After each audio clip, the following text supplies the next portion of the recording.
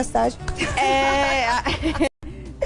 Tá uma troca. É, o substituto tá lá, né? O Nelson vai lá fazer a aula pra mim. Esse semestre chocou o quadro com uma disciplina nossa lá.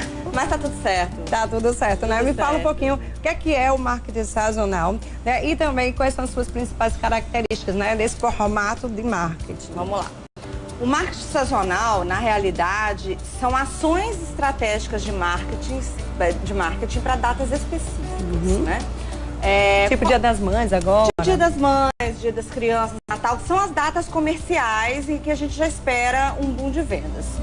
A característica dele, apesar da gente achar que ele é sempre um marketing promocional, porque a gente sempre acha Dia das Mães vai vir promoção, Dia das Crianças vai vir promoção. Mas existem outros formatos para fazer o marketing sazonal. Porque qual é a ideia do marketing? Na realidade, ele pode ser venda imediata, mas ele pode ser, naquele momento, fazer com que o consumidor conheça a marca. Então, existem outros formatos de marketing sazonal que são bem feitos ou não. A gente tem algumas, a gente vai trazer alguns casos aí de falhas técnicas até de empresas grandes que tiveram problemas com marketing sazonal, mas que funcionam à medida que você consegue trabalhar bem aquela imagem da empresa. Aí a venda é consequência. Não necessariamente tem que ter uma promoção envolvida. Então, quer dizer que o marketing sazonal, ele funciona bem, né? Ótimo, né? Então, como a gente pode fazer ele funcionar bem e adequadamente? Então, o que acontece? A gente tem que ter sempre em mente a característica do público-alvo da gente. Quem que é o nosso público-alvo? Aquelas pessoas que, de fato, compram os nossos produtos. Porque existem produtos que são mais genéricos, né? Um arroz, um açúcar. Mas, por exemplo, um tipo específico de maquiagem, né? Como vocês vão apresentar aqui, tipo específico de perfumaria. Certo. A gente sabe que tem pessoas específicas que compram aquele determinado, aquela determinada essência, aquela determinada cartela de cores. Então, a primeira coisa eu preciso conhecer para quem eu vou falar na minha propaganda. E segundo, compreender que existem outras formas de fazer marketing sazonal que não seja, venha que eu vou te dar um desconto. Entendi. Então então qualquer pessoa, ela então pode estar fazendo esse marketing sazonal, né? Mas eu quero saber se custa muito caro, como é que é? Tem propagandas muito baratas e propagandas que são muito elaboradas. Certo. Então, por exemplo, uma empresa grande de rede de departamento, loja de departamento, eu vi ontem na internet, lançou uma propaganda que é sazonal, para o Dia das Mães, com um formato que a gente chama de storytelling. Certo. Tá? A gente até pode vir falar um outro dia sobre ele, mas basicamente é fazer uma propaganda contando uma história. Certo. Tá muito em alta esse formato de propaganda, mas é um formato de propaganda mais caro, porque normalmente é elaborado em vídeo, ou pelo menos requer um áudio, e aí precisa de um profissional especializado na parte de criação de propaganda para fazer. Mas não é impagável. Tudo que é planejado em termos de propaganda, você consegue fazer desde que você se planeje durante o ano para isso. E existem formatos muito mais simples. Por exemplo, a gente ontem terminou uma consultoria e um dos formatos que a gente fez para o Dia das Mães, foi para um estúdio de Pilates, foi um folder para a internet, para colocar em Instagram, com uma pessoa fazendo uma posição de Pilates, assim, com um tom de leveza muito grande e falando da leveza das mães. Que legal. Sem promoção, sem nada. Por quê? Porque a gente quer, naquele momento, que a marca seja conhecida e que a marca seja lembrada. Então, isso é uma propaganda muito em conta. Porque a gente tem um banco de dados no Google, que é um banco de imagens que é aberto.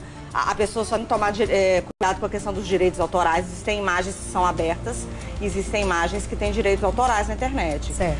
Entrou no banco de imagens aberta do Google, monta lá, né? Faz uma frase bonita, uma frase de efeito. Dá pra, né? Coloca a sua logomarca, o seu telefone. É bom não esquecer disso. As pessoas esquecem muito, Marília, dos contatos. Viu o principal, né? Mas é muito comum, principalmente em micro e pequenas empresas, porque são pessoas que ainda estão aprendendo a fazer propagandas. Então é muito comum. As pessoas precisam conseguir te achar. E o meio que elas conseguem ou é telefone, WhatsApp, ou por um site, ou por um Instagram. Mas enfim, coloque o contato. É uma propaganda que só vai te custar um pouquinho de tempo. Então tem bom. todos os formatos, desde que você saiba fazer. E que cuidados nós devemos ter na hora da gente fazer, né, esse tipo de marketing, né, na nossa empresa, para que a gente não faça uma coisa negativa também, né? Quando a gente trabalha com propaganda, a propaganda sempre tem um risco envolvido. Quanto mais você tem um profissional te amparando, menor o risco. Mas isso não é uma regra, tá, Marília? Então, por exemplo, a gente teve o exemplo, é público, é notório, então dá para citar, duas campanhas sazonais que tiveram um impacto muito negativo. Uma delas foi da loja de roupas Marisa. Quando eles falaram, foi uma propaganda sazonal para o Dia das Mães, que eles colocaram uma frase mais ou menos assim: se a sua mãe ficar sem presente, isso não vai ser culpa da Marisa. Qual foi o problema aí? A gente estava num contexto político complicado, em que havia um depoimento do ex-presidente sobre aquela relação do imóvel que estava sendo investigado. Foi citado a esposa dele, que tem o nome de Marisa. Então, as pessoas, assim, realmente foi uma complicação para a loja. Porque as pessoas viram isso de forma muito negativa. E independente do viés político, não dava para fazer aquele tipo de joguete de palavras naquele momento. Realmente ficou ruim. A Perdigão também recentemente teve um problema com uma propaganda sazonal. Foi mesmo? Foi. Acho que foi a Perdigão, não sei, eu não me lembro se foi, acho que foi o final desse ano, de 2018. Eles colocaram que para cada ave vendida, não vamos falar o nome da marca da ave, eu tô ilustrando a empresa para dar um exemplo, mas para cada ave deles vendida natalina, eles iriam doar uma para uma família pobre. E aí aparece uma família negra recebendo. Aí já a questão gerou um preconceito já. É o politicamente correto, é a sensibilidade às causas sociais que hoje estão em voga. A gente não tem como passar por cima disso, né? Há um movimento de empoderamento muito grande de grupos de minoria, graças a Deus, né? Porque nós somos iguais, e enquanto marketing, todos nós somos consumidores. E aí também teve uma repercussão negativa essa questão, justamente pelo preconceito social, de por que o pobre tem que ser representado por uma família negra. Então, esses cuidados a gente tem que ter na hora de fazer uma propaganda sazonal. Porque a gente está numa época em que vamos prestar atenção nas questões sociais envolvidas, nas questões políticas envolvidas, e a gente tem grupos que apoiam e tem grupos que vão falar mal. E a gente tem que evitar que a empresa fique mal na fita, vamos dizer assim, em qualquer grupo. É verdade. Muito bem, tá aí, viu? Eita, falou tudo, Renatinha, valeu. Obrigada pela sua participação aqui mais uma vez. Beijo pra todo mundo do GP Cyber. Pois beijão pro pessoal do GP Cyber. Não mandei, eu sempre mando no início, né? Mas obrigada.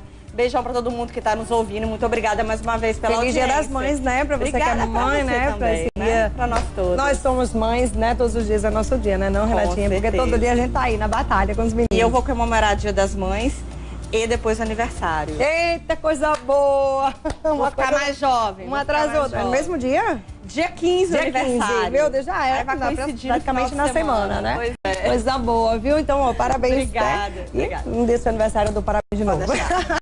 Gente, olha só, vou falar daqui dos